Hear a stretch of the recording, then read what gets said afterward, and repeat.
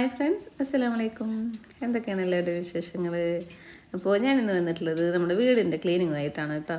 അപ്പോൾ വീടൊക്കെ ക്ലീൻ ചെയ്യാൻ പറ്റിയുള്ള നല്ല രണ്ട് പ്രൊഡക്ട്സ് ഞാനിതിൽ കാണിച്ചു തരുന്നുണ്ട്. പിന്നെ കുറച്ച് ടിപ്സും കാര്യങ്ങളൊക്കെ തരേണ്ടത് നിങ്ങൾക്ക് കേട്ടോ. അപ്പോൾ വീട് ക്ലീൻ ചെയ്യാന്ന് വെച്ചിട്ടുണ്ടെങ്കിൽ നമ്മൾ ഡീപ്പായിട്ട് നമ്മൾ ക്ലീൻ ചെയ്യൽ മാസത്തിൽ ഒരു തവണയിൽ നമ്മൾ ഡീപ്പ് ക്ലീനിങ് ചെയ്യണം കേട്ടോ. അതെല്ലാം നമ്മളിങ്ങനെ ഡെയിലി നമ്മളിങ്ങനെ ചെയ്തു പോകുന്ന ചില കാര്യങ്ങളുണ്ട്. അതൊക്കെ ചെയ്ത് ഇങ്ങനെ പോവുകയാണെങ്കിൽ തന്നെ നമ്മുടെ വീട് എപ്പോഴും നമുക്ക് വൃത്തിയായിട്ട് കൊണ്ടു നടക്കാം കേട്ടോ. അപ്പോൾ ഈ ഒരു വീഡിയോ എന്ന് പറയുന്നത് ഡീപ്പ് ക്ലീനിങ് ആണ്. കാരണം നമ്മൾ മാസത്തിൽ ഒരു തവണയെങ്കിലും ഞാൻ എല്ലായിടമൊക്കെ ഒന്ന് വൃത്തിയാക്കി എടുക്കും കേട്ടോ. അപ്പോൾ അതിൻ്റെ ചില വീഡിയോസും കാര്യങ്ങളൊക്കെയാണ്. അപ്പോൾ നമ്മൾ എല്ലാം ഒരൊറ്റ ദിവസം കൊണ്ട് ചെയ്തെടുക്കുകയൊന്നുമില്ല കേട്ടോ. കുറേശ്ശെ ആയിട്ടാണ് ചെയ്യാറുള്ളൂ. 2 ദിവസമൊക്കെ ആയിട്ട്, ഒരു ദിവസം മുകളിൽ അത് ഒരു ദിവസം താഴെ അങ്ങനെയൊക്കെ ആയിട്ടാണ് ചെയ്യാറ് കേട്ടോ.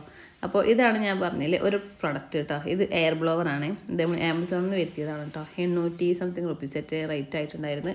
ഇത് ഈ കർട്ടനിലെ പൊടിയൊക്കെ പോകാൻ നല്ല ബെസ്റ്റാണ് കേട്ടോ. നമുക്ക് ഈ വീഡിയോ മനസ്സിലാവാഞ്ഞിട്ടാണ് ശരിക്കും പൊടി നന്നായി പോകുന്നുണ്ട്. ഭയങ്കര ഫോഴ്സാണ് കേട്ടോ ഇതിൻ്റെ കാറ്റ്. ഇത് നമ്മളിങ്ങനെ എന്താ പറയുക ഓൺ ചെയ്യുമ്പോൾ അതുകൊണ്ട് തന്നെ പൊടിയൊക്കെ പെട്ടെന്ന് തന്നെ പോയി കിട്ടും.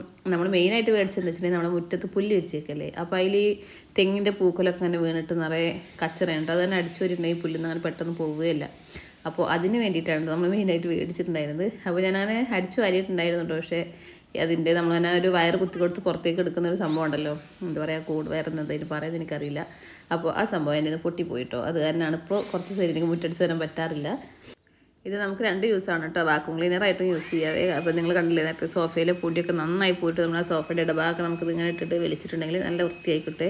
അപ്പോൾ ഞാൻ ജസ്റ്റ് ഒന്ന് നിങ്ങൾക്ക് കാണിച്ചു തരാൻ വേണ്ടിയിട്ട് അടിച്ചു കൂട്ടിയിട്ടുള്ള മണ്ണും പൊടിയൊക്കെ ഞാൻ വലിച്ചെടുക്കുന്നത് കാണിച്ചു തരികയാണ് കേട്ടോ.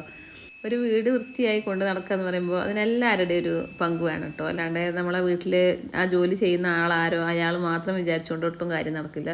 നമ്മുടെ വീട്ടിലെ കുഞ്ഞു കുട്ടികൾ തൊട്ടിട്ട് പ്രായമായവർ വരെ നമ്മൾ ഇത് ശ്രദ്ധിക്കണം. എന്നാൽ തന്നെയാണ് നമുക്കൊരു വീട് വൃത്തിയിൽ കൊണ്ടു നടക്കാൻ പറ്റുള്ളൂ.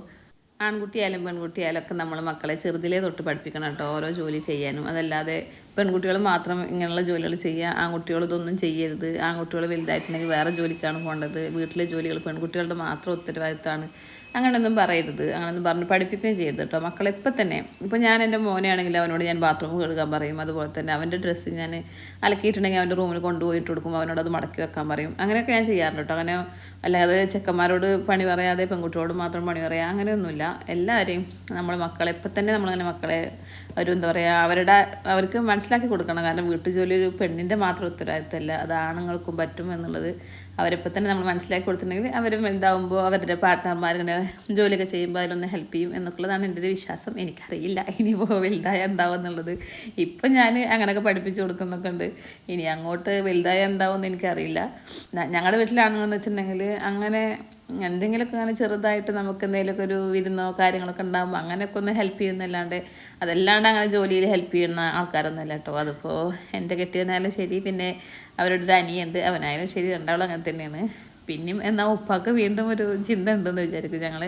ഇപ്പോൾ ഞങ്ങളൊക്കെ വിരുന്ന് വയ്ക്കുകയാണെങ്കിൽ ഉമ്മാട് കൂടെ തേങ്ങ ചിരകി കൊടുക്കാനോ അങ്ങനെ എന്തെങ്കിലുമൊക്കെ വല്ല പത്തിരി ചുട്ട് കൊടുക്കാനൊക്കെ കൂടും കേട്ടോ.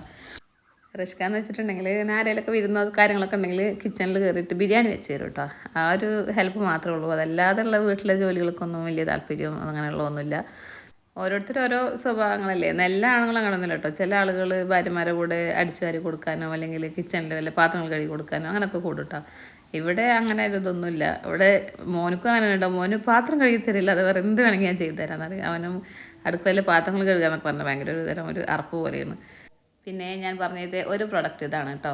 ഇതിലെ കാർപ്പറ്റിലെ പൊടി പോകാൻ ഉഗ്രനാണ് കേട്ടോ. അപ്പോൾ ഇത് ഇങ്ങനെ നമ്മുടെ നാട്ടിൽ നിന്ന് എവിടെയൊക്കെ വാങ്ങാൻ കിട്ടുന്നുണ്ട്. ഇങ്ങനെ കാർപ്പറ്റ് ഉള്ളവർ വാങ്ങാൻ കിട്ടുന്നുണ്ടെങ്കിൽ വാങ്ങുന്നത് നല്ലതാണ്.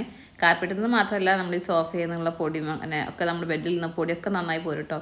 കാർപ്പറ്റ് നമുക്കങ്ങനെ കാണുമ്പോൾ ചിലപ്പോൾ കാർപ്പറ്റിൽ പൊടിയൊന്നും ഇല്ല, പക്ഷേ ഇതായിട്ട് അങ്ങനെ ആക്കിയിട്ടുണ്ടെങ്കിൽ കാർപ്പറ്റത്തെ പൊടിയും ഉറുമ്പടക്കം പോന്നിട്ടുണ്ടാവും അതിൻ്റെ കൂടെ കേട്ടോ.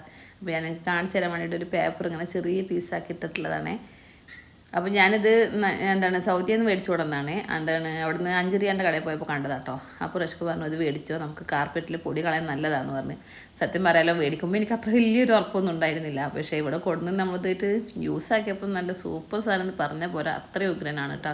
നമുക്ക് കാർപ്പറ്റ് ഇങ്ങനെ കാണുമ്പോൾ കാർപ്പറ്റിൽ പൊടിയൊന്നും ഇല്ലാതെ തോന്നും. പക്ഷേ നമ്മളിതിങ്ങനെ അതായിട്ട് ആക്കിയിട്ടുണ്ടെങ്കിൽ പൊടി, അതുപോലെ മുടി, നമ്മുടെ എത്രയായാലും നമ്മുടെ മുടിയൊക്കെ ഇങ്ങനെ കൊഴിഞ്ഞ് പാറുമല്ലോ, അത് ഈവൻ നമ്മൾ ഇറുമ്പ് പോലും ഇതിനകത്ത് പെട്ടു പോകുന്നുണ്ട് കേട്ടോ. അപ്പോൾ അതൊരു ഉഗ്രൻ സാധനമാണേ. നമ്മുടെ അവിടെ വാങ്ങാൻ കിട്ടുമോ എന്നുള്ളത് എനിക്കറിയില്ല കേട്ടോ. വീട് വൃത്തിയായിട്ടിരിക്കാനുള്ള 1-2 ടിപ്സ് ഞാൻ പറഞ്ഞുതരാം കേട്ടോ. നമ്മൾ ഓവറായിട്ട് ഡ്രസ്സ് എടുക്കാതിരിക്കുക. അത്യാവശ്യത്തിന് മാത്രം ഡ്രസ്സുകളൊക്കെ ആകുമ്പോൾ നമുക്ക് വീടൊരു വൃത്തി വരും കേട്ടോ. മറ്റേത് നമ്മൾ ഏത് കബോർഡ് നോക്കിയാലും ഉണ്ടാവും കുറേ ഡ്രസ്സ് വാരി വലിച്ച്. അതുപോലെ തന്നെ നമ്മൾ കുറച്ച് തവണ കെട്ട് നമ്മൾ ഇനി ഇത് ഇടില്ല എന്ന് തോന്നുകയാണെങ്കിൽ പെട്ടെന്ന് തന്നെ അത് ആർക്കെങ്കിലും കൊടുത്തിട്ട് ഒഴിവാക്കുക കേട്ടോ.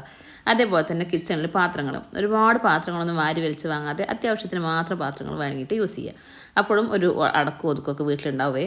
പിന്നെ നമ്മളിങ്ങനെ ക്ലീൻ ചെയ്യുമ്പോൾ നമുക്ക് എന്തെങ്കിലുമൊക്കെ സാധനങ്ങൾ കണ്ടിട്ട് ഇത് വേണോ വേണ്ടേ എന്നൊക്കെ ഒരു ചിന്ത തോന്നുന്നുണ്ടെങ്കിൽ അപ്പോൾ തന്നെ അത് പുറത്ത് എവിടെയെങ്കിലും വല്ല ചായപ്പിലോ അല്ലെങ്കിൽ തട്ടിൻ്റെ മേലെ എവിടെയെങ്കിലും കൊണ്ടുപോയിടുക. എന്നിട്ട് വേണ്ടാന്നുണ്ടെങ്കിൽ നമുക്കത് കളയാം കേട്ടോ. അതല്ലാതെ വീണ്ടും അങ്ങനെ വീടിനകത്തേക്ക് കയറ്റി വെക്കരുത്. പിന്നെ ഇതൊക്കെയാണ് എനിക്ക് പറയാനുള്ളത്. അപ്പോൾ വീഡിയോ ഇഷ്ടമായിട്ടുണ്ടെങ്കിൽ എന്തായാലും ഒന്ന് ലൈക്ക് ചെയ്യണം, ഷെയർ ചെയ്യണം, സബ്സ്ക്രൈബ് ചെയ്യുക. അതേപോലെ ചാനൽ കാണുന്നതെങ്കിൽ സബ്സ്ക്രൈബ് ചെയ്ത് സപ്പോർട്ട് ചെയ്യുക. വീഡിയോ ഫുള്ളായിട്ട് കാണാം. എന്നിട്ട് നിങ്ങൾ താഴെ കമൻറ്റ് ചെയ്യുക. കമൻറ്റ് ചെയ്തിട്ടുണ്ടെങ്കിൽ എന്തായാലും നിങ്ങൾക്ക് സമ്മാനം ലഭിക്കുന്നതാണ്. അപ്പോൾ വീഡിയോ കാണുക, കമൻറ്റ് ചെയ്യുക, സമ്മാനം നേടുക.